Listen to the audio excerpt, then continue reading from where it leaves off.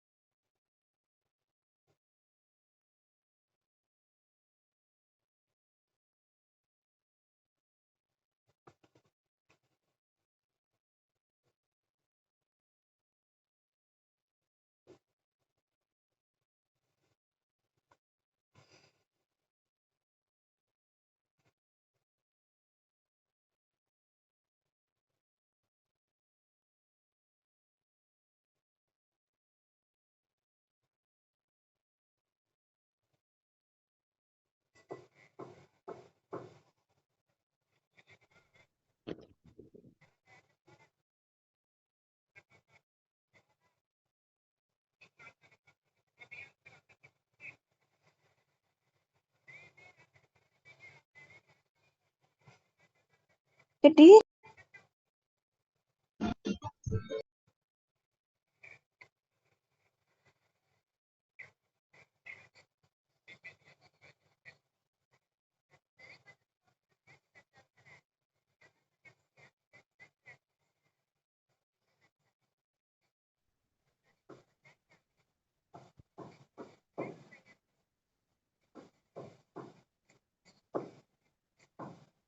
Selamat pagi semuanya. Pagi, Ibu. selamat pagi, Ibu.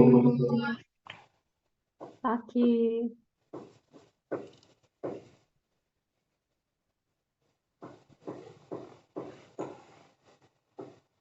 Oke. Presentasi terakhir hari ini. Pertemuan hari ini kan presentasi terakhir. Kita mulai dari kelompok berapa, Nak, kemarin? Kelompok 10 sama 12 farmasi tambah kelompok psikologi kelompok 4. Oke. Silakan dimulai dari kelompok 10 S1 Farmasi ya. Waktu dan tempat saya persilakan. Baik, Ibu, izin saya screen nggih. Ya.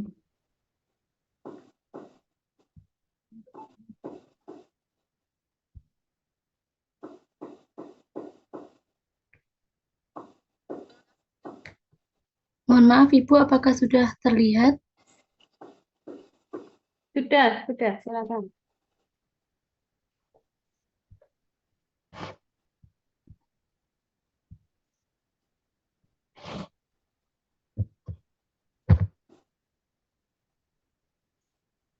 Baik, Assalamualaikum warahmatullahi wabarakatuh. Yang terhormat kepada beliau, Ibu Dian Mustafa MSI, dan juga teman-teman semua yang berbahagia. Sebelumnya, perkenalkan saya Diana Yulandari dengan NIM 101230449. Saya di sini akan memberikan sedikit informasi mengenai edukasi pasien dalam penggunaan obat. Sebelum itu, saya ingin memperkenalkan teman-teman kelompok saya.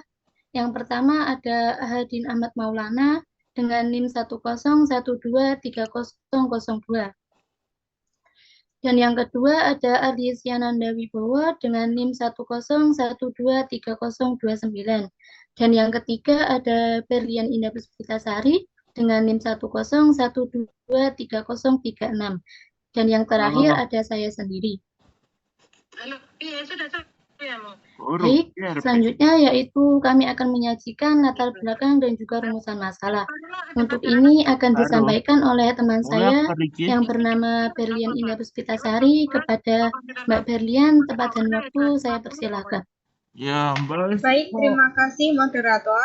Latar belakang, salah satu aspek penting dalam asuhan kesehatan adalah edukasi pasien tentang penggunaan obat. Edukasi pasien memainkan peran krusial dalam memastikan bahwa pasien memahami dengan baik tentang obat yang mereka konsumsi, dosis yang diperlukan, efek samping yang mungkin terjadi, dan pentingnya kepatuhan pada rencana pengobatan yang telah ditentukan. Pasien yang teredukasi dengan baik cenderung lebih sadar akan kondisi kesehatan mereka, mengurangi risiko komplikasi akibat penggunaan obat yang tidak tepat, serta dapat berkontribusi positif terhadap pengurangan biaya kesehatan dalam jangka panjang. Selanjutnya, rumusan masalah yang pertama, bagaimana peran profesional farmasi dalam memberikan edukasi kepada pasien mengenai penggunaan obat. Yang kedua, bagaimana cara meningkatkan pemahaman pasien tentang informasi obat. Yang ketiga, bagaimana cara meningkatkan kesadaran potensi interaksi obat dan kontraindikasi untuk menghindari risiko kesehatan. Selanjutnya, yang keempat, bagaimana cara penyimpanan obat yang benar dan apa saja persyaratan khusus yang perlu dipahami pasien untuk menjaga keefektifan obat. Yang kelima, apa saja tanda-tanda dan gejala efek samping yang mungkin terjadi dan kapan pasien seharusnya menghubungi profesional kesehatan untuk mendapatkan bantuan. Yang keenam, bagaimana peran profesional keluarga dapat mendukung pasien dalam penggunaan obat yang benar. Terima kasih. Saya kembalikan kepada moderator.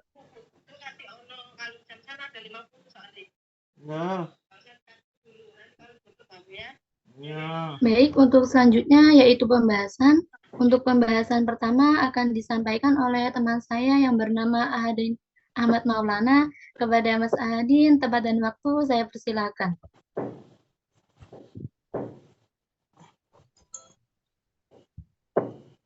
Baik, peran profesional farmasi dalam edukasi pasien. Farmasi berperan dalam memberikan edukasi kepada pasien tentang penggunaan obat, dosis, efek samping, dan pentingnya kepatuhan terhadap pengobatan. Mereka juga dapat memberikan saran terkait gaya hidup sehat dan tindakan pencegahan.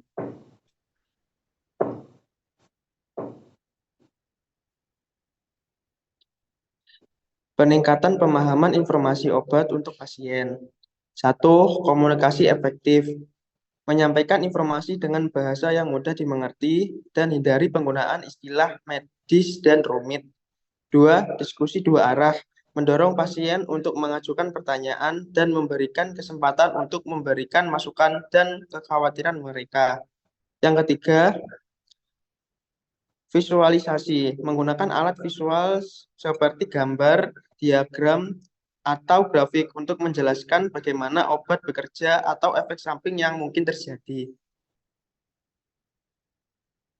Yang keempat, pemberian contoh, seperti memberikan contoh situasi nyata tentang bagaimana mengonsumsi obat. Yang kelima, libatkan keluarga atau pendamping. Melibatkan keluarga atau pendamping pasien dapat membantu memastikan pemahaman yang lebih baik, terutama jika pasien memiliki kesulitan dalam memahami informasi. Yang keenam, teknologi informasi. Menggunakan teknologi seperti video edukatif, aplikasi mobile, dan portal pasien untuk menyediakan informasi yang interaktif dan mudah diakses. Yang ketujuh, edukasi pra pemberian obat. Memberikan edukasi sebelum pasien mulai mengonsumsi obat.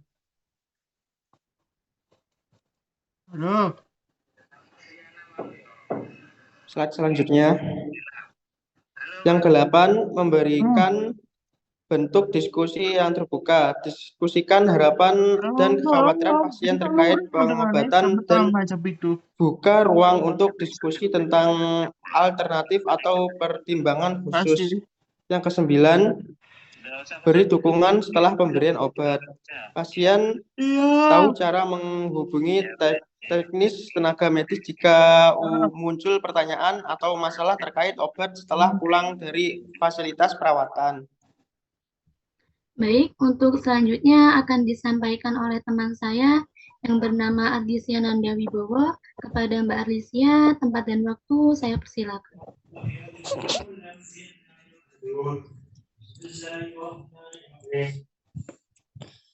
Kesadaran potensi interaksi obat dan kontraindikasi untuk menghindari risiko kesehatan. 1.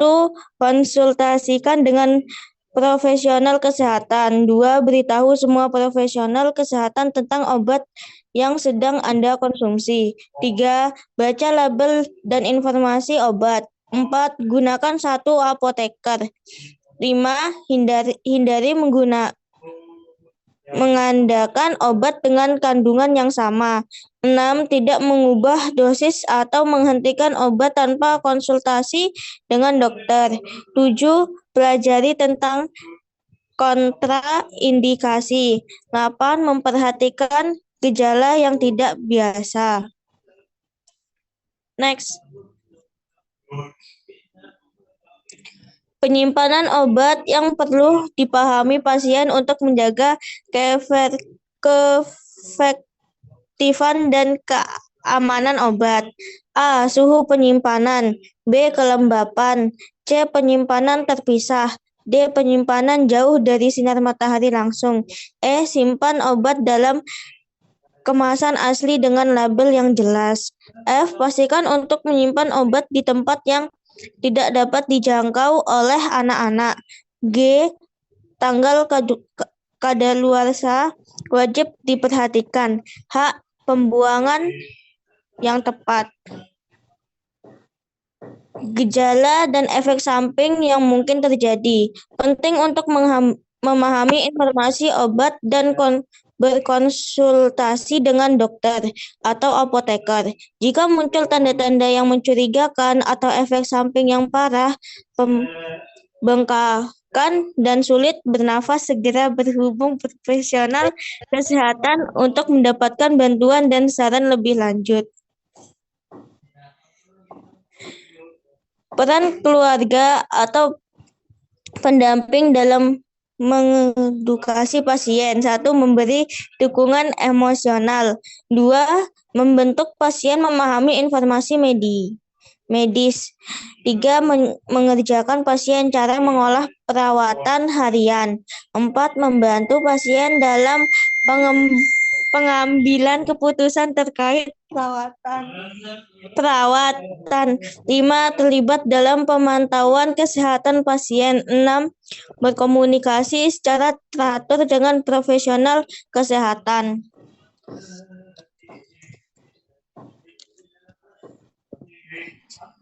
Baik, untuk yang terakhir yaitu kesimpulan. Untuk kesimpulan akan saya sampaikan, edukasi pasien penting untuk memastikan pasien memahami cara mengonsumsi obat dengan benar, dosis yang tepat, efek samping yang mungkin terjadi, interaksi obat, dan tindakan yang harus diambil jika terjadi masalah. Profesional farmasi juga bertanggung jawab untuk memberikan informasi tentang penyimpanan obat yang benar, tanggal kadaluarsa, dan cara menghentikan penggunaan obat jika diperlukan. Baik, itulah tadi yang bisa kami sampaikan. Selanjutnya saya akan membuka sesi tanya jawab. Untuk sesi ini saya hanya membatasi 3 pertanyaan saja. Saya persilakan kepada teman-teman yang ingin bertanya. Tempat dan waktu saya persilakan.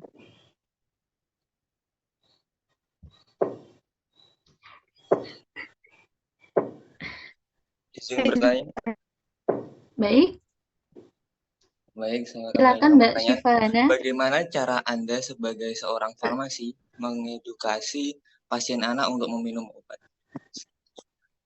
Mohon maaf, bisa diulang lagi, Mas, untuk pertanyaannya?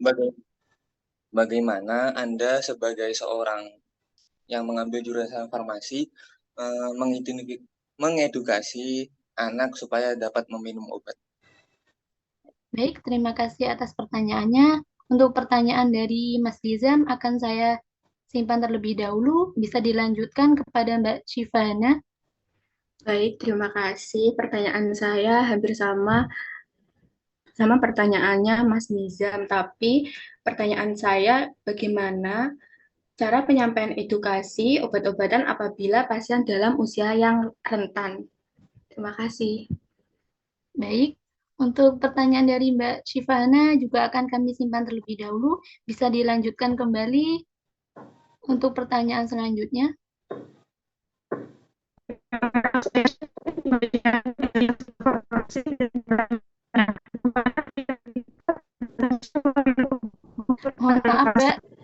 Mohon maaf Mbak Adelia, suara Anda tidak jelas.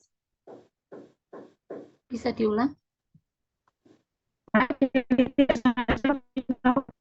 Diketik aja di chat Mbak Adelia. Suaranya terputus-putus soalnya. Iya.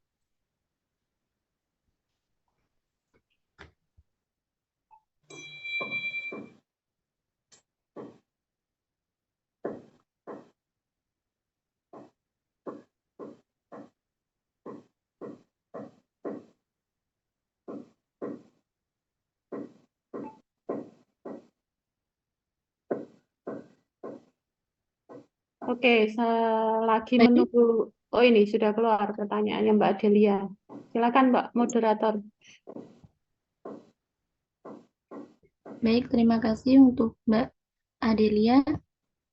Selanjutnya, dari pertanyaan Mas Nizam akan disampaikan oleh teman saya yang bernama Ahadin Ahmad Maulana. Kepada Mas Ahadin, tempat dan waktu saya persilakan.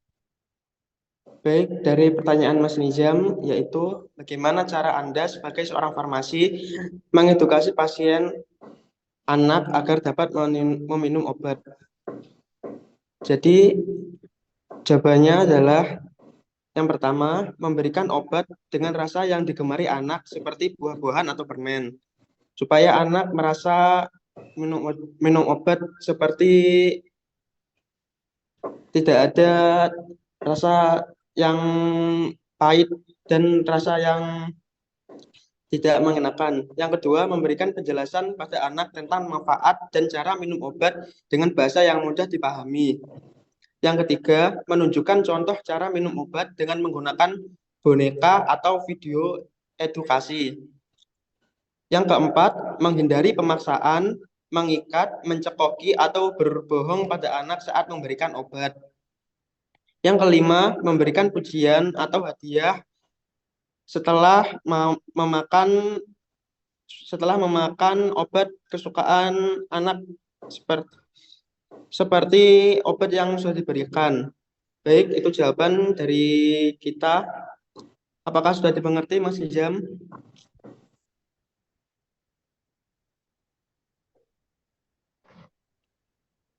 Baik, untuk Mas Nizam, apakah sudah bisa diterima? Baik, terima kasih jawabannya sangat membantu. Iya, terima kasih kembali Mas Nizam atas pertanyaannya.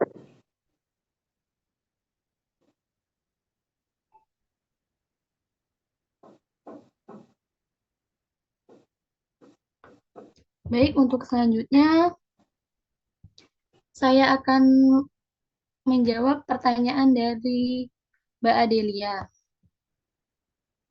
Tadi pertanyaannya, bagaimana bila kita tidak sengaja meminum obat yang sudah kadaluarsa? Jika kita tidak sengaja meminum obat yang sudah kadaluarsa, sebaiknya segera hubungi profesional kesehatan atau pusat kontrol racun di wilayah Anda.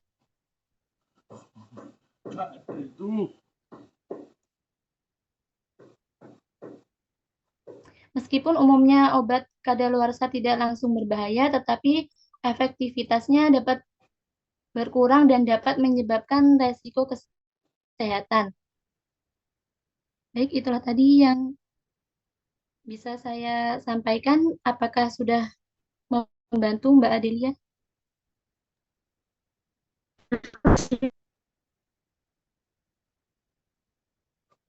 Gimana Mbak Adelia?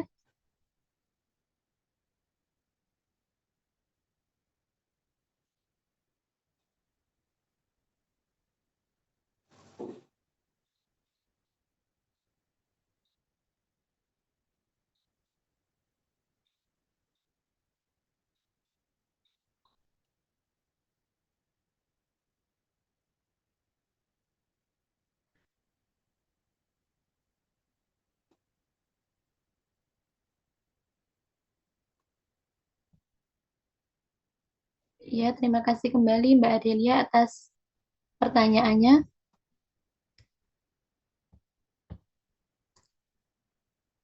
Baik, beri waktu kami sebentar untuk menjawab pertanyaan dari Mbak Hana.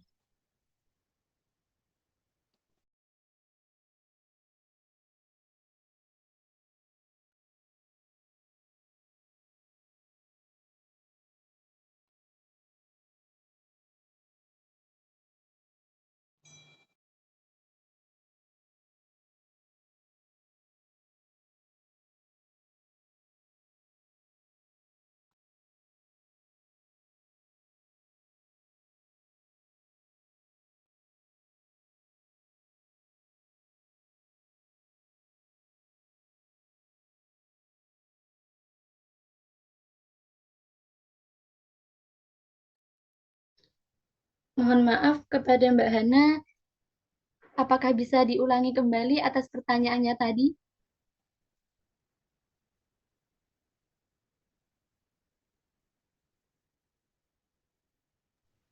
Baik, pertanyaan saya adalah bagaimana peran profesional farmasi dalam penyampaian edukasi obat-obatan apabila pasien dalam usia yang rentan?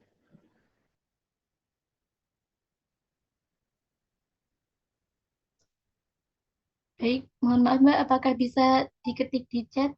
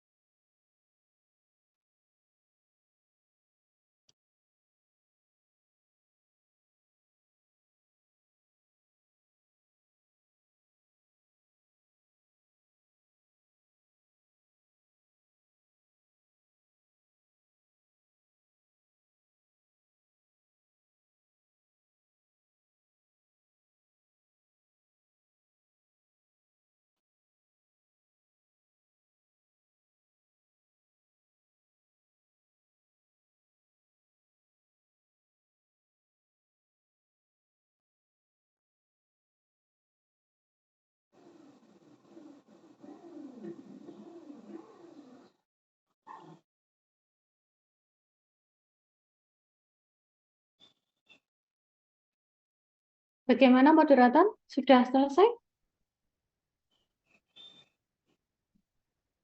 Sebentar, Ibu, kurang satu pertanyaan. Oh iya.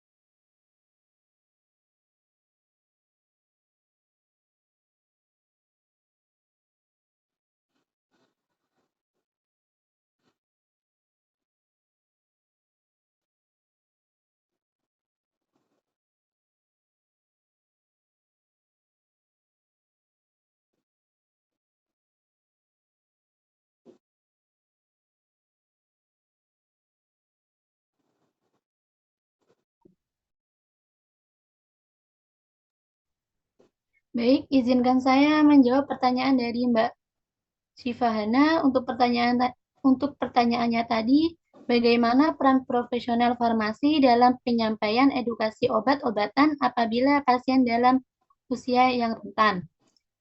Profesional farmasi memiliki peran penting dalam penyampaian edukasi obat kepada pasien yang berusia rentan.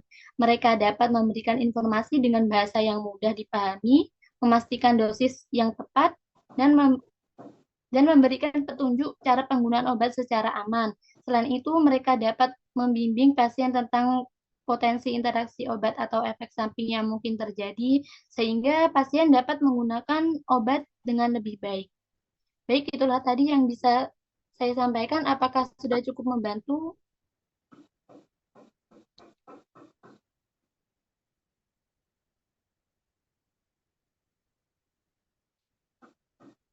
Mohon maaf, Mbak Syifa.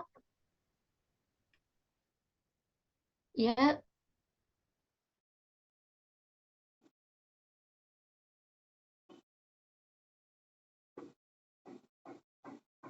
terima kasih kembali atas pertanyaan.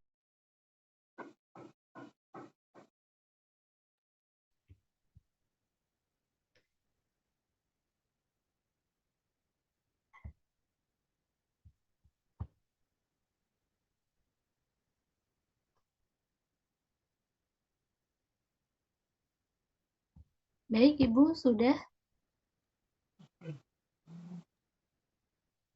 Baik, terima kasih. Kasih aplaus dulu untuk kelompok 10 dari S1 Farmasi. Sangat menguasai materi ya untuk kelompok 10 ini saya rasa. Baik, Dan Ibu. PPT-nya juga cukup simpel dan menarik. Oke, kita next ke kelompok selanjutnya untuk share. Saya akan tutup terlebih Oh, dahulu. belum ditutup. Oke, silakan ditutup dulu.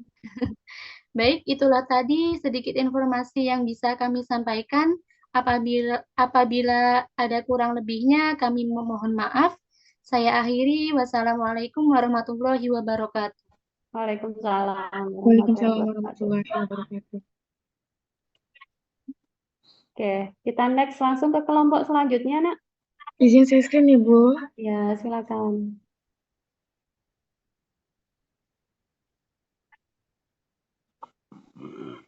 Bagaimana? Apakah share screen saya sudah terlihat? Sudah terlihat. Baik.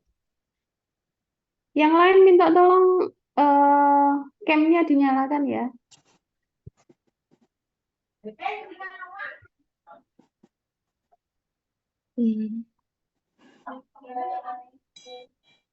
Oke, silakan. Sebentar, Ibu. Aduh.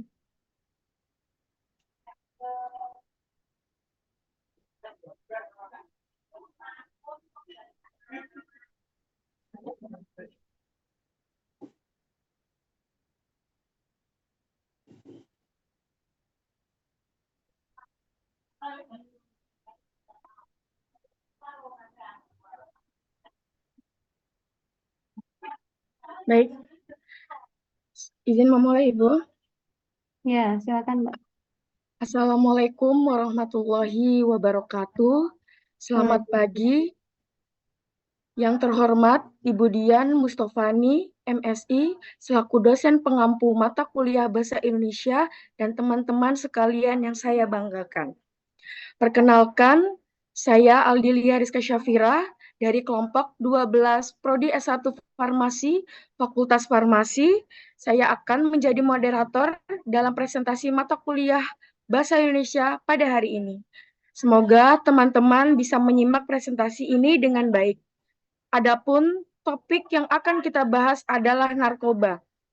Berikut beberapa susunan acara yang akan kita laksanakan pada presentasi kali ini. 1. Pembukaan. 2. Penyampaian materi. 3. Sesi tanya jawab. 4. Penutup. Baiklah, tanpa basa-basi lagi, mari kita mulai presentasi. Kepada Devina, dipersilahkan.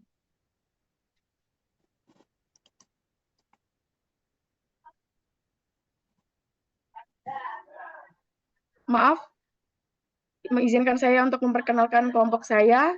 1. Aldilia Rizka Syafira, saya sendiri dengan NIM 101230009. 2. Alfiano Pia Tandra dengan NIM 101230012. Ketiga, Amara Maharani dengan NIM 101230015. Keempat, Devina Safa Sabila dengan NIM 101230044. Silakan Devina untuk memaparkan materi yang telah kami buat.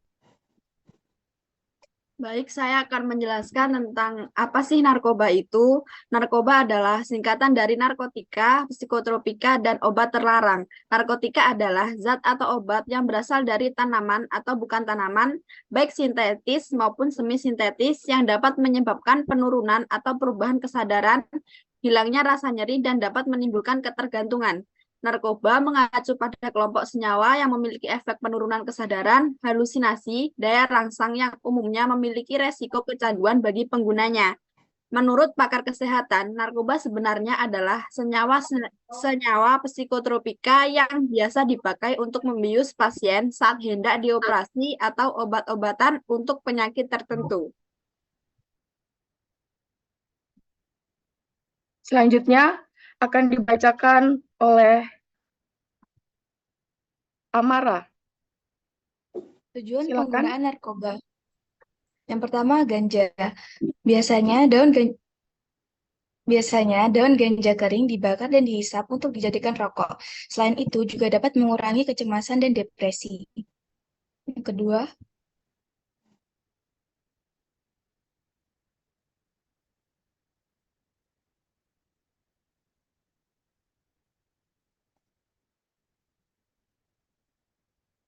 kedua, ada morfin. Morfin bekerja langsung pada sistem syaraf pusat untuk menghilangkan sakit. Morfin juga mengurangi rasa lapar, merangsang batuk, dan menyebabkan konstipasi. Morfin menimbulkan ketergantungan tinggi dibandingkan zat-zat lainnya. Yang ketiga, kokain.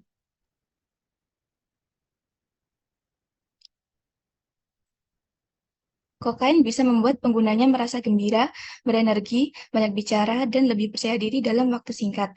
Efek kokain lainnya adalah perubahan suasana hati secara drastis serta menghilangkan rasa sakit dan lelah. 4. Sabu-sabu.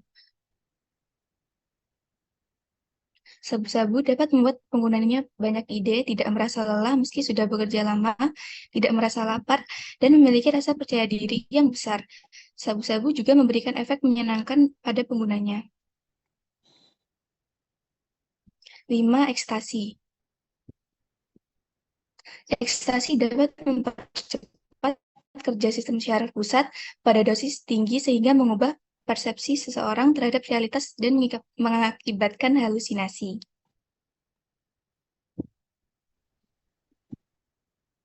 Yang keenam, kutau.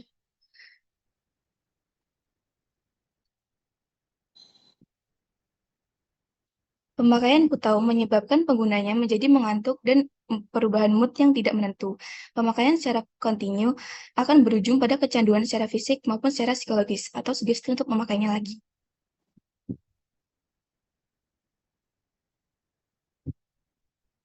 Next. Yang ketujuh, heroin.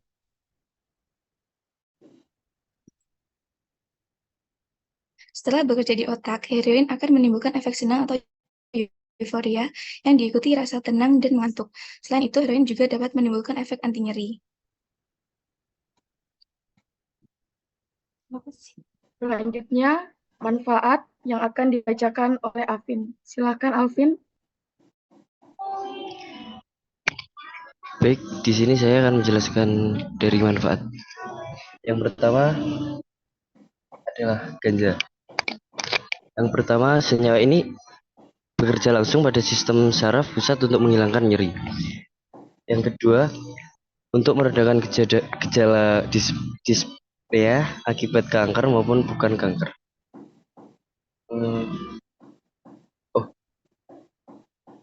Sebentar, salah baca, mohon maaf. Yang pertama, ganja. Manfaat dari ganja yang pertama yaitu berpotensi untuk mengatasi dan mencegah mata dari glaukoma. Dan yang kedua berpotensi untuk mengatasi epilepsi dan membantu meredakan gejala pasien epilepsi dengan resistensi obat.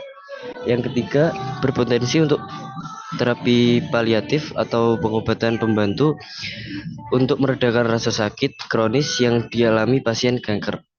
Yang keempat yaitu untuk penanganan stres dan kecemasan. Yang kedua manfaat dari morfin. Yaitu yang pertama, senyawa ini bekerja langsung pada sistem saraf pusat untuk menghilangkan nyeri. Dan yang kedua, untuk meredakan gejala dispnea akibat kanker maupun bukan kanker. Next. Dan yang ketiga adalah heroin.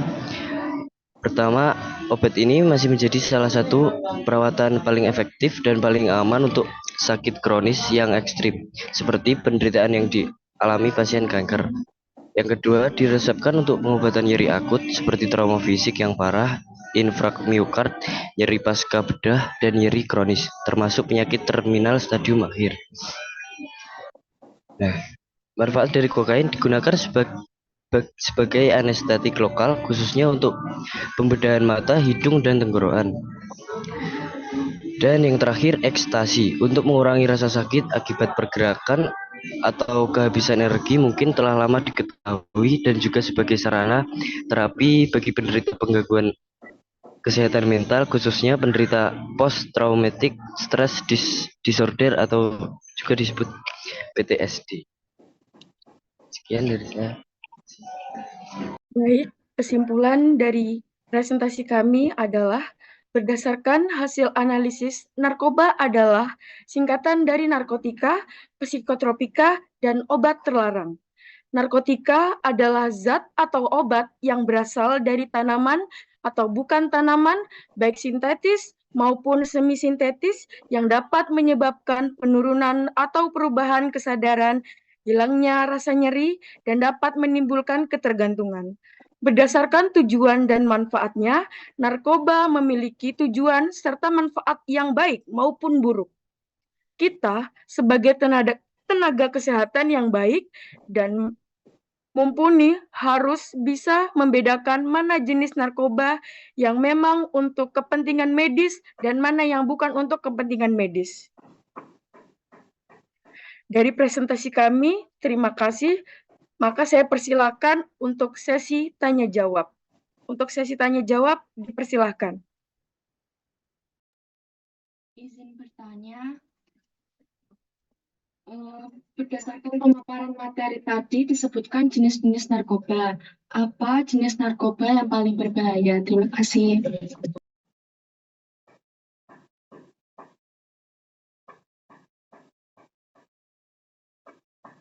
Baik, terima kasih Mbak Dea. Saya tampung dulu untuk pertanyaannya.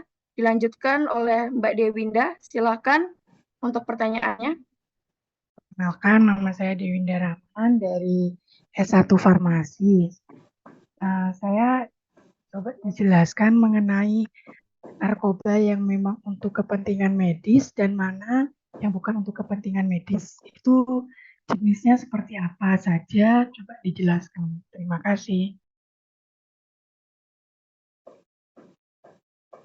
Baik, boleh Mbak Dewinda bisa diulangi? Suaranya kurang jelas. Saya ketik aja ya, Mbak. Oke, baik. Selanjutnya, Mbak Davina dipersilahkan untuk bertanya. Baik, nama saya Davina Mandeka Putri dari Prodi S1 Farmasi. Ingin bertanya, apakah ada pengobatan yang efektif untuk mengatasi ketergantungan pada pemakai narkoba tersebut? Terima kasih.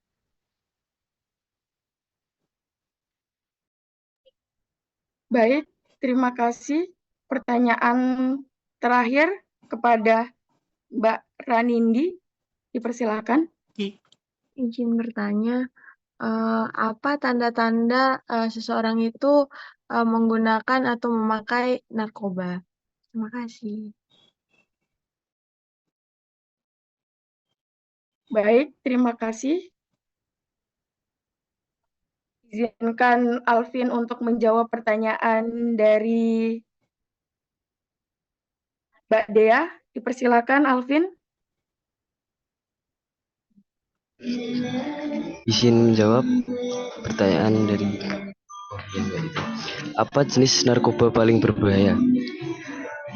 Maka dari itu kokain disebut sebagai narkoba paling berbahaya karena bisa merusak tubuh dan pikiran penggunanya.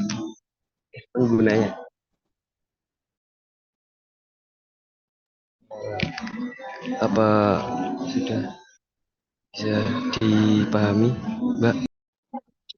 Baik, terima kasih atas jawabannya sangat membantu. Ya, sama-sama.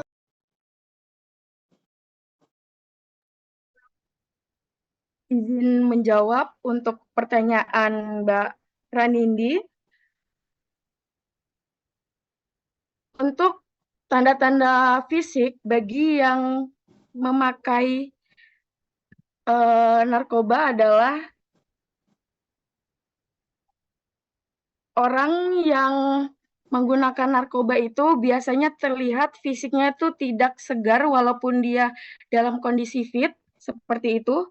Lalu untuk matanya itu merah, pupilnya melebar, selalu terlihat lelah, penurunan berat badan yang sangat drastis, dan kulit pucat adalah ciri-ciri pecandu narkoba yang umum. Perhatikan juga tekstur kulit, bengkak yang tidak normal atau memar juga mengindikasikan penyalahgunaan obat-obat yang berkelanjutan ataupun narkotika yang telah kecanduan. Bagaimana jawaban dari saya? Apakah bisa dimengerti? Oke, Rizka, terima kasih. Baik, terima kasih.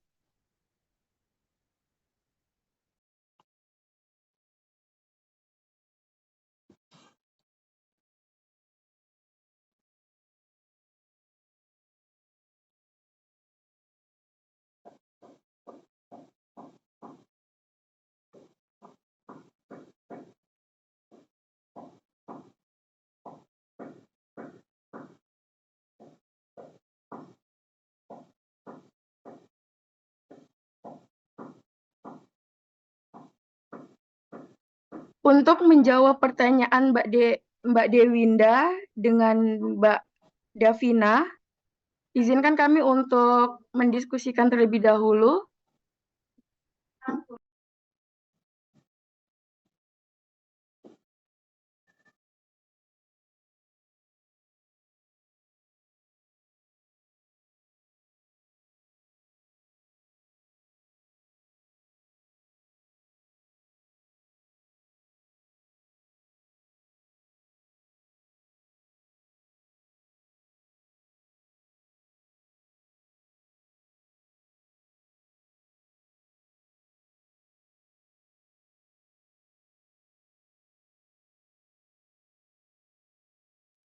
Baik, untuk pertanyaan Mbak Dewinda akan dijawab oleh Devina. Silakan, Devina. Baik, saya akan menjawab pertanyaan dari Dewinda. Pertanyakan jenis-jenis narkoba yang memang untuk kepentingan medis dan mana yang bukan untuk kepentingan medis. Nah, jadi untuk kepentingan medis itu ada ekstraksi untuk mengurangi kecemasan, meringankan gejala Parkinson, dan perawatan untuk PTSD, kokain dan tanaman cocas, buah obat bius baru, obat pencahar, dan sebagai obat motion sickness. Terus heroin untuk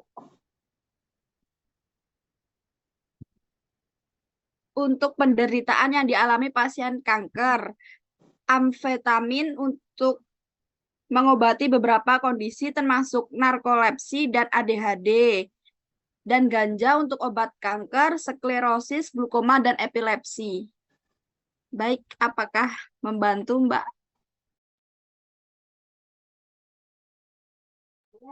Itu yang barusan jenis-jenis obat untuk kepentingan medis.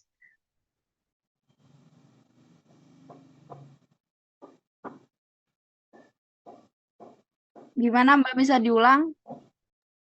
Yang barusan disebutkan itu termasuk jenis-jenis narkoba yang untuk kepentingan medis. Iya, yang untuk kepentingan medis. Untuk yang bukan kepentingan medis yang seperti apa? Soalnya tadi dijelaskan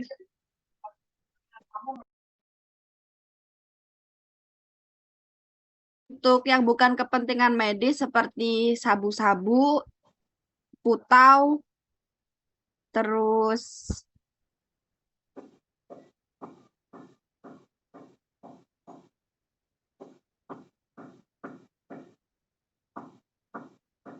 ekstaksi. Jadi ada 3 untuk yang tidak untuk keperluan medis seperti sabu-sabu, ekstaksi, dan putau. Oke, Mbak. Terima kasih. Ya, sama-sama. Baik, pertanyaan terakhir akan dijawab oleh rekan saya, Amara Maharani. Waktu dan tempat dipersilahkan. Izin menjawab pertanyaan dari Mbak Davina. Cara mengatasi kecanduan narkoba yang pertama yaitu melakukan pemeriksaan. Pemeriksaan bertujuan untuk mengetahui sejauh mana kecanduan yang dialami dan adakah efek samping yang muncul. Yang kedua, detoksifikasi. Mengatasi kecanduan harus melalui beberapa tahapan dan salah satu yang cukup berat adalah detoksifikasi. Yang ketiga yaitu stabilisasi. Setelah proses detoksifikasi berhasil dilewati, selanjutnya dokter akan menerapkan langkah stabilisasi. Tahapan ini bertujuan untuk membantu pemulihan jangka panjang dengan memberikan resep dokter. Yang terakhir yaitu pengolahan aktivitas. Jika sudah keluar dari rehabilitasi, pecandu yang sudah sembuh akan kembali ke kehidupan normal. Diperlukan pendekatan dengan orang terdekat seperti keluarga dan teman agar mengawasi aktivitas mantan pemakai. Apakah sudah bisa menjawab pertanyaan dari Mbak Davina? Baik, sudah. Terima kasih.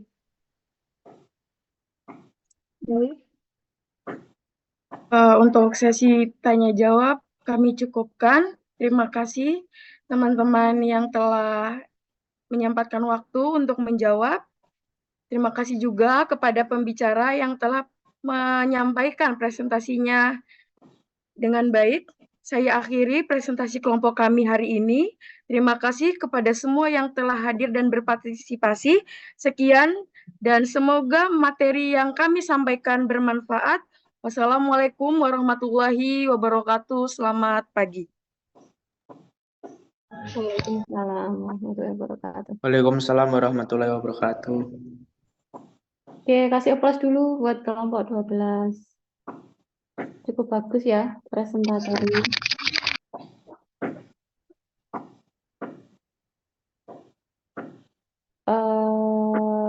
Dan PPT-nya juga cukup menarik karena tidak terlalu padat untuk materi yang ditampilkan dalam PPT-nya ya. Oke, kita lanjut ke kelompok psikologi ya yang terakhir. Silakan, Nak.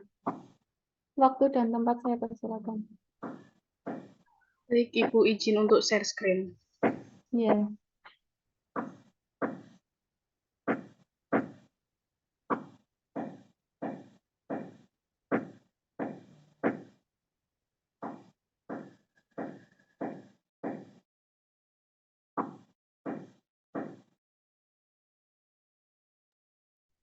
Apakah sudah terlihat?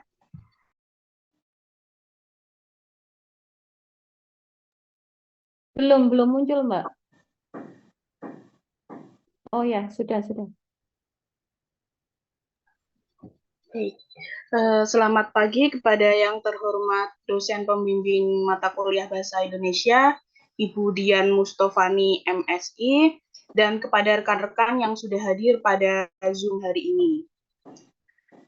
Saya perwakilan dari kelompok 4 S1 Psikologi hari ini akan membahas hasil diskusi dari kelompok kami tentang hubungan antara tingkat stres dengan kualitas tidur pada mahasiswa.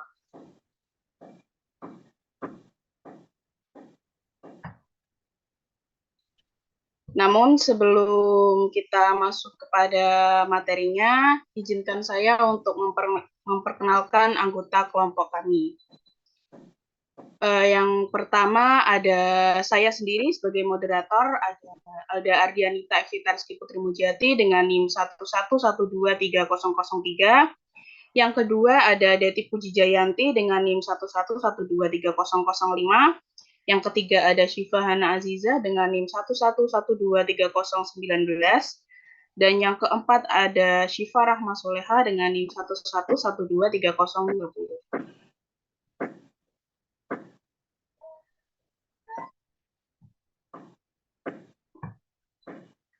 Yang melatar belakangi pembahasan kita pada hari ini adalah stres merupakan respon tubuh yang tidak spesifik terhadap suatu tekanan atau ancaman sebagai upaya untuk melakukan adaptasi. Respon stres ini secara sederhana dikenal dengan istilah fight or flight response. Terjadi beberapa tahapan yang meliputi tahapan kewaspadaan atau alarm stage. Yang kedua ada perlawanan atau resistance stage dan kelelahan atau exhausting stage. Kualitas tidur dikatakan baik jika tidak menunjukkan tanda-tanda kekurangan tidur dan tidak mengalami masalah dalam tidur. Kondisi kurang tidur banyak ditemui di kalangan dewasa, terutama mahasiswa, yang nantinya bisa menimbulkan banyak efek seperti berkurangnya konsentrasi, belajar, dan gangguan kesehatan. Keadaan stres yang lebih berat atau depresi memiliki hubungan timbal balik dengan kualitas tidur dan gangguan tidur, terutama insomnia.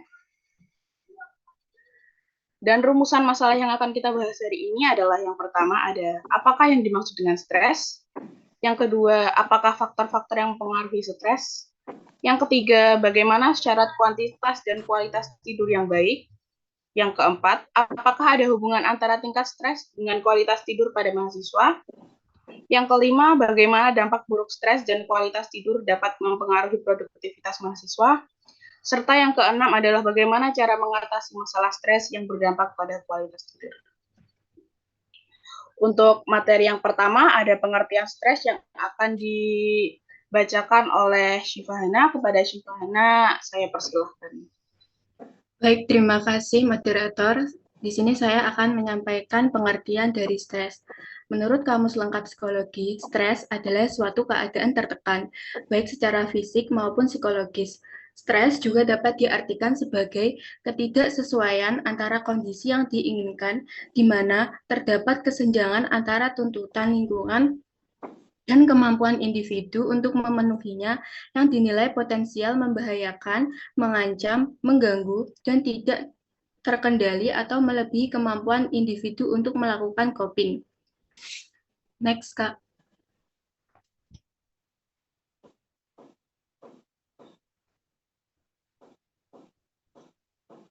Kemudian, faktor penyebab stres. Faktor penyebab stres itu sendiri ada 3. Yang pertama yaitu faktor biologis. Stresor biologis meliputi faktor-faktor genetik, pengalaman hidup, ritme biologis, tidur, makanan, postur tubuh, kelelahan, dan penyakit. Yang kedua ada faktor psikologis. Stresor psikologis meliputi faktor persepsi, perasaan dan emosi, situasi, pengalaman hidup, keputusan hidup, perilaku, dan melarikan diri. Kemudian yang ketiga ada faktor lingkungan atau luar individu. Stresor lingkungan ini meliputi lingkungan fisik, biotik, dan sosial. Next.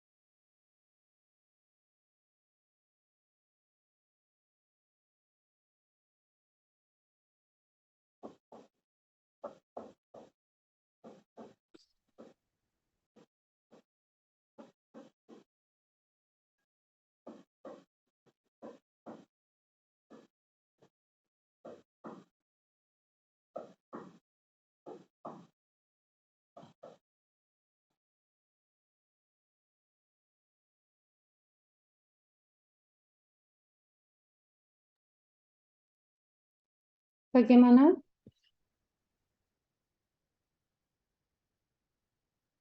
Terpental dari ini ya kayaknya, dari Zoom. Benar? Iya, Ibu masih terpental. Oh iya.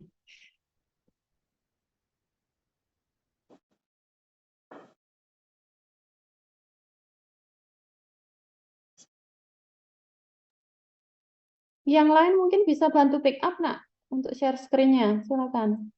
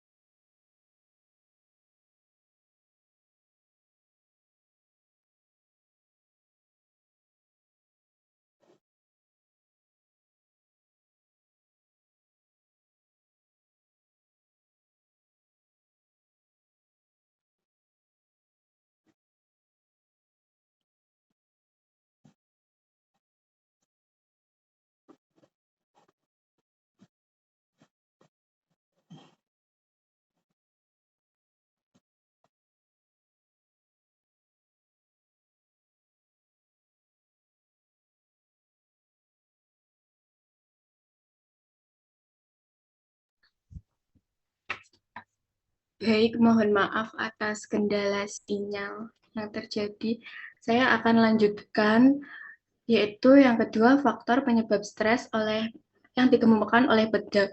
Membagi faktor-faktor yang dapat menyebabkan stres menjadi 3, yaitu yang pertama ada stresor rohani atau spiritual. Stresor jenis ini berhubungan dengan diri manusia sendiri. Stresor ini timbul karena kecintaan manusia yang mendalam terhadap dirinya sendiri. Hal yang paling membuat manusia stres adalah ketakutan akan kematian dan rasa cinta terhadap kedudukan, harta, dan sesama manusia. Kemudian yang kedua ada stresor mental atau psikologis. Stresor jenis ini berhubungan dengan adanya tekanan yang timbul akibat perlakuan orang lain. Tekanan tersebut akan membuat batin kita timbul rasa benci, marah, atau sedih. Yang ketiga ada stresor jasmani atau fisikal. Stresor jenis ini berhubungan dengan faktor nutrisi dan lingkungan. Pada faktor nutrisi, misalnya, stres dapat meningkat akibat terlalu banyak mengkonsumsi gula, kafein, dan alkohol. Sedangkan faktor lingkungan, contohnya adanya kualitas udara yang buruk, asap rokok, dan gerakan fisik yang terlalu berlebihan.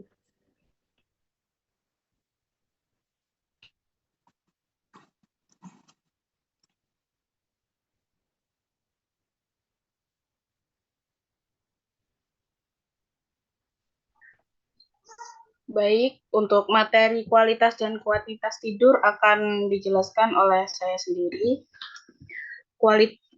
Pengertian kualitas tidur adalah ukuran di mana seseorang itu dapat kemudahan dalam memulai tidur dan untuk mempertahankan tidur. Beberapa faktor yang mempengaruhi kuantitas dan kualitas tidur yaitu faktor fisiologis, faktor psikologis, dan lingkungan dan gaya hidup. Ada beberapa kriteria kuantitas tidur yang baik, yaitu pada usia 0 sampai 3 bulan, itu dengan kuantitas tidur 14 sampai 17 jam. Pada usia 4 sampai 12 bulan, dengan jam 12 sampai 16 jam. Pada usia 3 sampai 5 tahun, dengan 11 sampai 14 jam. 6 sampai 12 tahun dengan 9 sampai 12 jam. Pada usia 13 sampai 18 tahun, pada 8 sampai 10 jam. Dan pada usia 18 sampai 64 tahun pada 7 sampai 9 jam, dan untuk usia 65 tahun ke atas pada 7 sampai 8 jam. Serta kualitas tidur yang baik itu berasal dari 1, latensi tidur atau sleep onset latency, berarti seberapa cepat dan mudahnya kita tertidur. Sebagian besar manusia akan tertidur dalam waktu 20 menit setelah merebahkan badannya. Dan yang kedua ada kontinuitas tidur. Hal ini adalah durasi tidur tanpa adanya interupsi. Kondisi kenyenyakan saat kita tidur dapat menyebabkan kita merasa segar saat terbangun. Yang ketiga ada jadwal tidur. Tubuh memiliki jadwal istirahat sendiri yang disebut dengan ritme sirkadian dalam waktu 24 jam. Untuk memastikan jadwal telah tidur dengan baik, pastikan kita tertidur dan bangun pada waktu yang sama setiap hari. Next.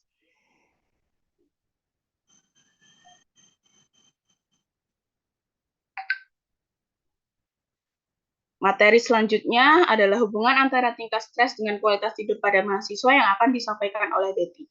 Kepada Deti, saya persilahkan. Baik, terima kasih Mbak Alda. Hubungan antara tingkat stres dengan kualitas tidur pada mahasiswa. Ada hubungan antara tingkat stres dan kualitas tidur pada mahasiswa. Menemukan hubungan yang bermakna antara tingkat stres dengan kualitas tidur mahasiswa. Sudah ada beberapa penelitian yang dilakukan untuk mengetahui hubungan antara tingkat stres dan kualitas tidur. Hasil penelitian tersebut menunjukkan bahwa ada hubungan antara tingkat stres dengan kualitas tidur. Hasil penelitian tersebut menunjukkan bahwa ada hubungan antara tingkat stres dengan kualitas tidur pada mahasiswa. Selain itu, hubungan antara tingkat stres dan kualitas tidur juga ditemukan pada mahasiswa yang sedang menyusun skripsi. Penelitian menunjukkan bahwa skripsi siswa yang bermasalah stres juga mengalami gangguan pola tidur. Stres salah satu penyebab dari gangguan tidur karena pada saat stres adanya meningkatkan hormon epinefrin, norepinefrin, dan juga kortisol yang akan mempengaruhi susunan saraf pusat dan akan menimbulkan peningkatan kewaspadaan pada SPP yaitu sistem saraf pusat. Hal ini juga dapat mempengaruhi kualitas tidur dan selain perubahan pada hormon juga bisa mempengaruhi siklus tidur sehingga membuat seseorang akan sering terbangun pada saat malam hari dan akan bermimpi buruk. Terima kasih, saya kembalikan ke moderator.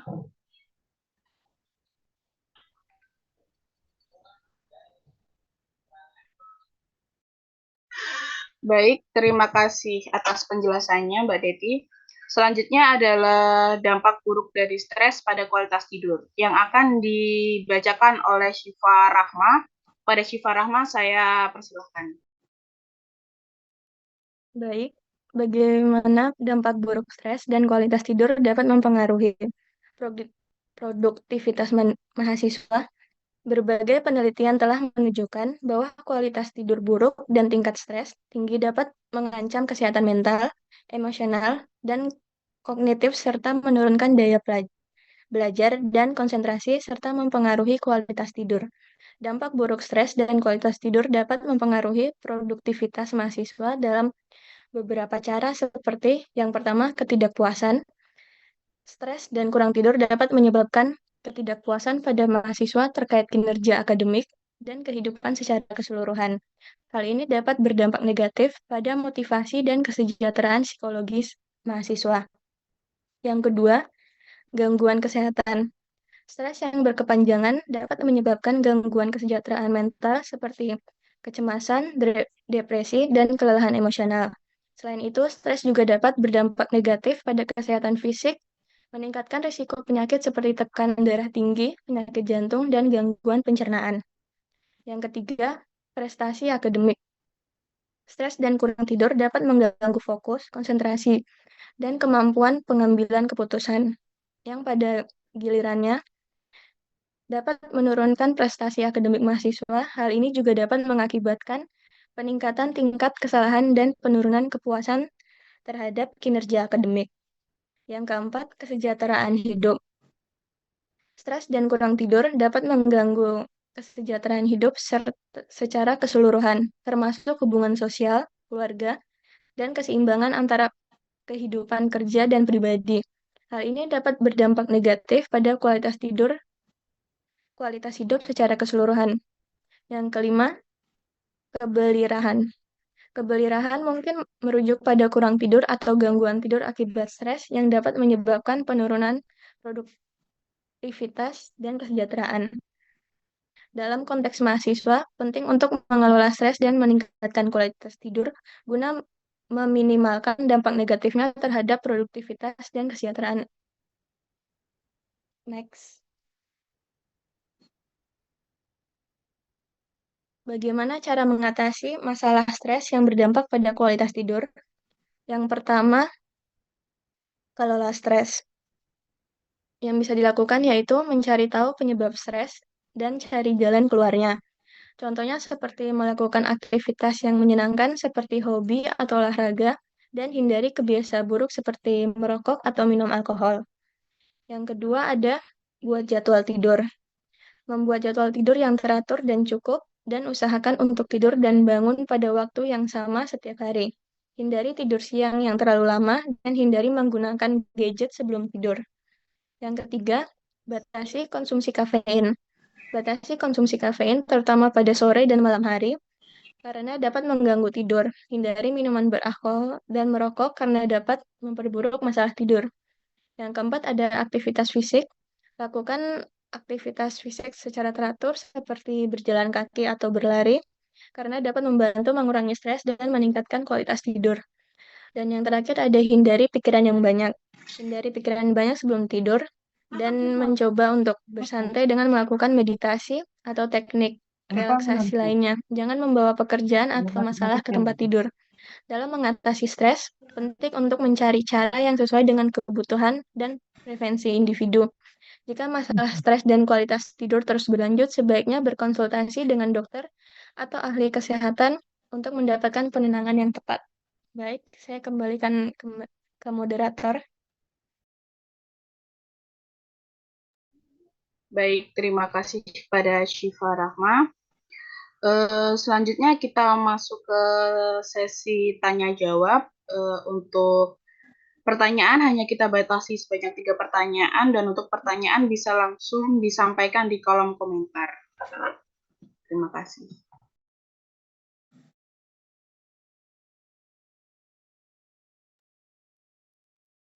Permisi, izin bertanya. Baik, silahkan Mbak Audrey. Baik, dalam cara mengatasi masalah stres yang berdampak dalam kualitas tidur, yaitu salah satu caranya yaitu hindari pikiran yang banyak dan juga aktivitas fisik. Nah, sekarang para anak muda jarang sekali untuk melakukan aktivitas fisik. Pada umumnya mereka mengatakan mager atau malas gerak. Seperti contohnya simple seperti jalan kaki atau jogging, itu mereka pada malas. Nah, bagaimana cara menumbuhkan semangat pada diri mereka untuk tetap aktivitas fisik agar stresnya mereka bisa berkurang dan juga pada saat pada zaman sekarang pasti mereka sering overthinking yang membuat mereka sulit untuk tidur. Nah, bagaimana kita untuk tidak overthinking sebelum tidur? Begitu. Apakah dapat dipahami dari pertanyaan saya? Baik, sudah bisa dipahami Mbak Audrey. Untuk pertanyaannya kami tampung dulu. Selanjutnya silakan untuk Mbak Anggita Safrin pertanyaannya. Baik, izin bertanya. Menurut pendapat kalian, apa saja tips yang dapat membantu mahasiswa untuk mengatur jadwal tidur mereka? Terima kasih. Baik, untuk pertanyaannya kami tampung dulu. Selanjutnya untuk Mbak Eki Florentiara. Baik, izin bertanya. Untuk apa sih hal kualitas tidur yang mempengaruhi hal yang baik bagi otak kita? Jadi pengaruh kualitas tidur, bila kita menata kualitas tidur, itu hal baik apa yang akan berdampak bagi otak kita? Apakah dapat dimengerti? Baik, sudah bisa dimengerti. Kami tampung dulu ya pertanyaannya Mbak Eki. Dan untuk yang terakhir ada Terima Mbak Dian kasih. Ayu. Silahkan pertanyaannya. Baik, saya izin bertanya, bagaimana solusi yang bisa dilakukan agar mahasiswa yang sedang menjalani semester akhir tidak terkena stres? Baik, apakah sudah bisa dimengerti? Baik, sudah bisa dimengerti.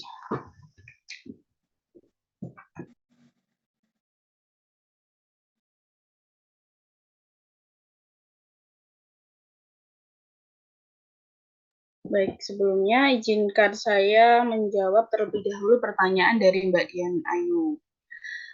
Bagaimana cara mahasiswa tingkat akhir agar tidak mudah terkena stres ya? Hal itu dapat dilakukan dengan pengelolaan stres. Seperti kayak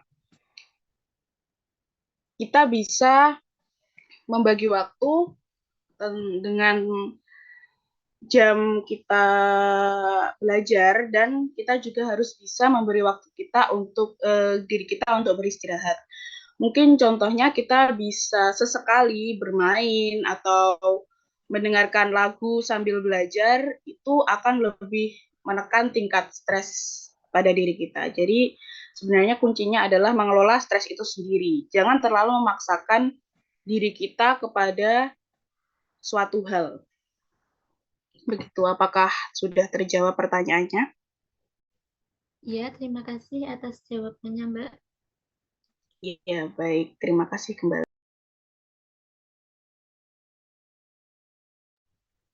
Baik, izin menjawab pertanyaan dari Kak Audrey. Tadi pertanyaannya adalah bagaimana cara mengatasi malas beraktivitas dan overthinking ya. Untuk mengatasi malas beraktivitas dan overthinking agar kita tidak mudah stres, ada beberapa cara yang dapat dilakukan. Pertama, menentukan target yang ingin dicapai dan susun kegiatan yang akan dilakukan. Kemudian yang kedua, hindari sikap perfeksionis dan hargai proses. Kemudian yang ketiga, atur jadwal dan rutinitas harian serta berikan batas waktu dan deadline dalam menyelesaikan suatu kegiatan. Dan yang keempat, ada lakukan olahraga kecil-kecilan secara rutin untuk meningkatkan energi, memperbaiki suasana hati, dan mengurangi stres itu sendiri. Yang terakhir, ada kenali penyebab rasa malas dan fokus pada keuntungan yang akan didapatkan dari apa yang kita lakukan. Itu jawabannya, Kak Udre. Apakah sudah terjawab pertanyaannya? Bisa. Terima kasih atas penjelasannya, Mbak Syifa. Baik, terima kasih kembali, Kak Audrey. Izin menjawab untuk pertanyaan Mbak Eki. Untuk mengatur jadwal tidur yang sehat, kita dapat mencoba beberapa cara, yaitu yang pertama membuat jadwal tidur yang teratur. Contohnya, tetapkan waktu tidur untuk konsisten. Mohon maaf. Oh ya. Untuk pertanyaan dari Mbak Agita, mohon maaf. Untuk mengatur jadwal tidur yang sehat, kita dapat mencoba beberapa cara, yaitu yang pertama, membuat jadwal tidur yang teratur. Contohnya, tetapkan waktu tidur yang konsisten setiap malam, misalnya tidur jam 10 malam dan bangun jam 5 pagi. Yang kedua, menghindari ponsel selama tidur atau sebelum tidur kurang lebih 30 menit. Yang ketiga, jangan tidur siang terlalu lama.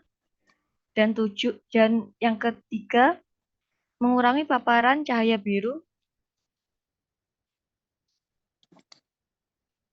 Yang kelima, menciptakan lingkungan tidur yang nyaman, seperti menyesuaikan suasana suhu dan lingkungan tidur yang nyaman untuk kita. Apakah jawabannya bisa dimengerti? Baik, terima kasih untuk jawabannya sudah dimengerti. Terima kasih. Ya.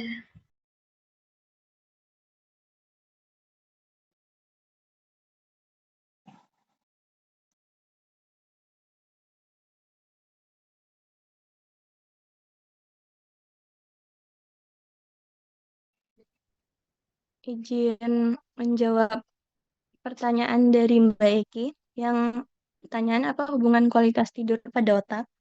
Kualitas tidur memiliki hubungan yang signifikan dengan fungsi kognitif otak. Tidur yang baik membantu meningkatkan suasana hati, perhatian, motivasi, memori, dan fungsi kognitif seseorang. Selain itu, tidur yang cukup juga penting untuk mencegah penurunan kognitif pada otak dan dapat membantu meringankan gejala demensia. Kualitas tidur yang buruk dapat meningkatkan stres oksidatif, merusak nitrif oksida di otak, dan mempengaruhi proses memori. Oleh karena itu, menjaga kualitas tidur yang baik sangat penting untuk kesehatan otak dan fungsi kognitif. Bagaimana Mbak Eki, bisa diterima jawabannya? Baik, cukup bisa diterima. Terima kasih. Sama-sama. Baik, saya akan menutup sesi tanya jawab. Terima kasih atas partisipasi teman-teman untuk bertanya dan pada teman-teman yang sudah membantu menjawab. Jadi dapat kita simpulkan dari pembahasan pada makalah yang berjudul hubungan tingkat stres dengan kualitas tidur pada mahasiswa ini, bahwa tingkat stres berpengaruh pada kualitas tidur pada mahasiswa. Hal tersebut disebabkan karena saat kita stres akan terjadi adanya peningkatan hormon epinefrin, norepinefrin, dan kortisol yang dapat mempengaruhi susunan saraf pusat dan akan menimbulkan peningkatan kewaspadaan pada SSP yang berakibat pada terganggunya siklus tidur dan membuat kita lebih terjaga. Dampak buruk dari kurangnya kualitas tidur yang baik juga menyebabkan ketidakpuasan, gangguan kesehatan, bahkan sampai menurunnya prestasi akademik. Namun, hal tersebut dapat diatasi dengan pengelolaan stres yang baik. Next. Selanjutnya, saran yang dapat kami berikan adalah mahasiswa sebaiknya lebih memperhatikan tingkat stres mereka karena ternyata hal tersebut berpengaruh pada kualitas tidur mereka. Sebaiknya mereka mengambil jeda seperlunya dari padatnya agenda agar tidak terlalu tertekan dan mengakibatkan stres.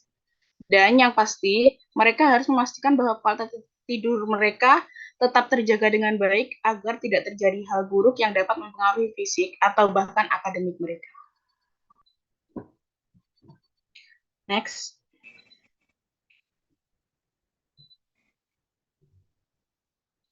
Berikut adalah daftar pustaka dari sumber-sumber yang kami gunakan untuk pembentukan makalah ini.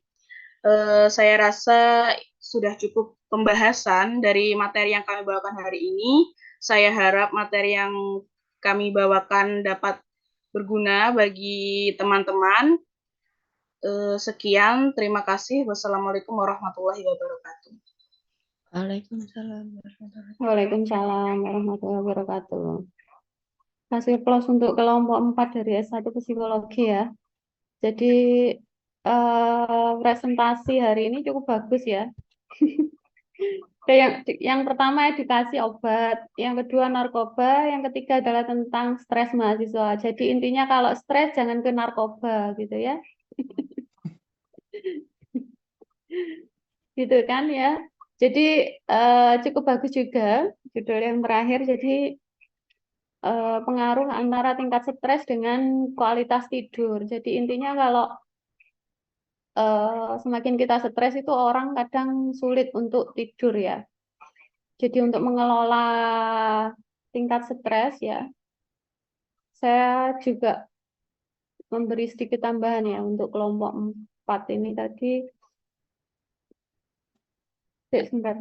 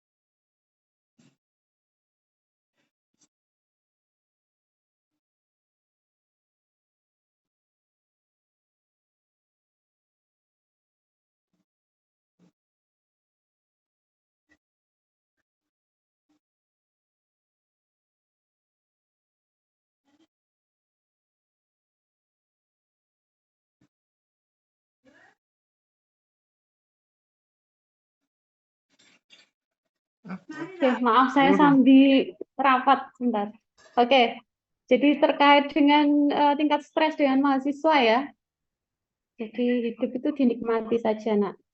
Kemarin saya banyak mendengar terkait Isna'udzubillah ya. Jadi mungkin ada beberapa mahasiswa dari kampus lain yang apa ya, sekarang tingkat bunuh diri itu cukup meningkat di Indonesia ya. Saya cukup miris juga melihat anak-anak yang masih SMP, SMA itu sudah banyak yang melakukan apa?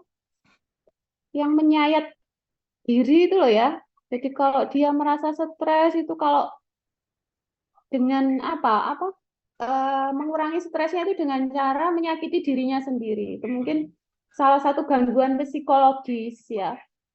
Sebenarnya yang mungkin juga dipengaruhi oleh pola hidup, pola asuh dari rumah mungkin ya.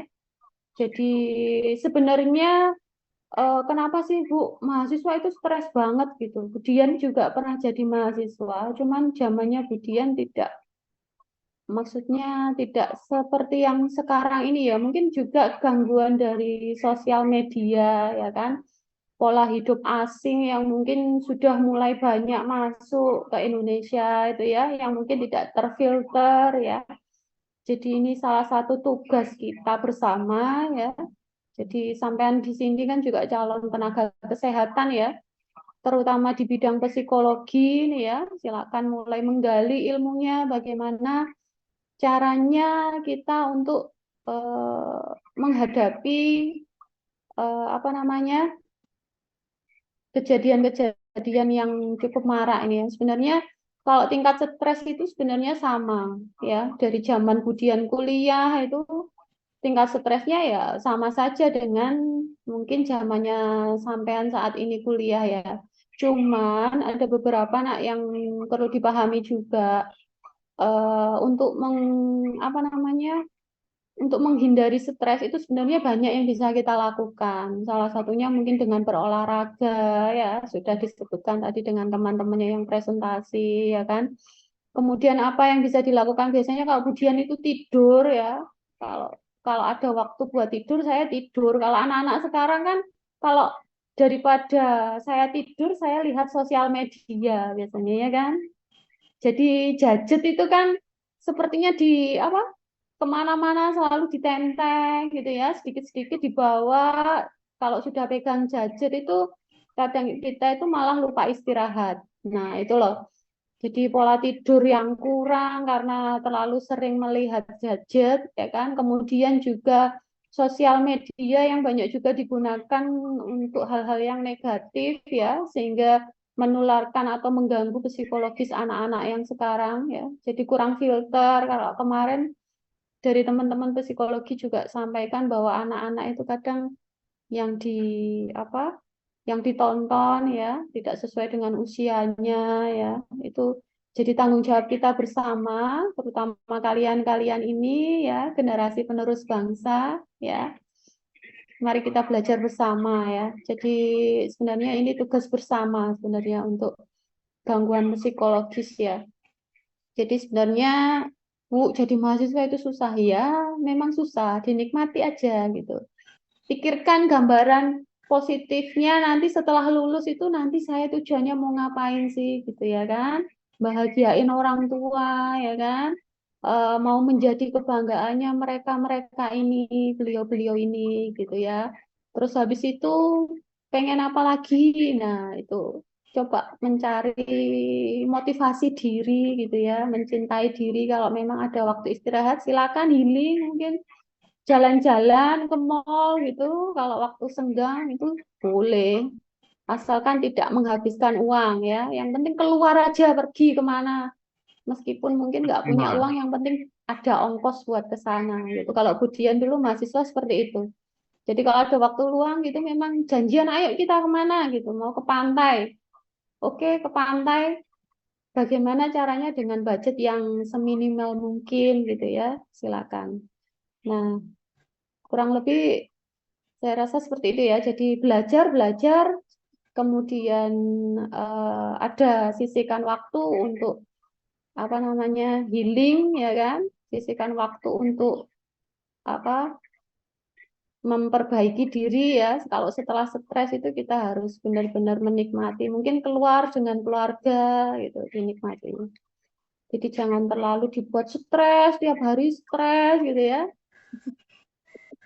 Nggak ada selesainya karena ya menuruti pekerjaan itu nggak akan ada selesainya. Jadi kita sendiri yang harus bisa memanage waktu kita, kapan kita saatnya istirahat, kapan kita saatnya untuk bekerja keras. Kurang lebih seperti itu ya. Jangan lupa memanusiakan diri sendiri. Jadi kita ini bukan robot ya. Jadi jangan lupa untuk memuliakan diri kita sendiri. Kurang lebih seperti itu. Nah, ini pertemuan terakhir kita ya kayaknya. Oke, seperti janji Budian kemarin, bahwasanya UAS itu nanti tidak ada ya. Jadi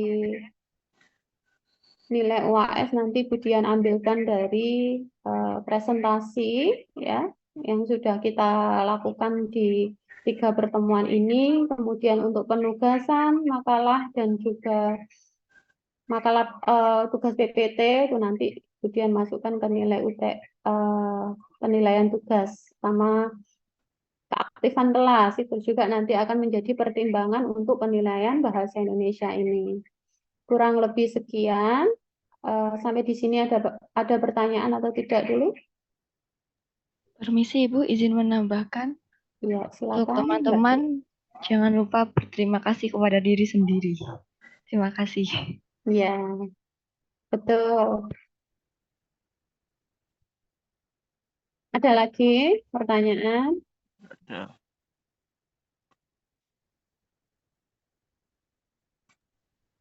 Tidak ada. Oke, kan kalian punya teman-teman psikolog ya di sini, calon-calon psikolog.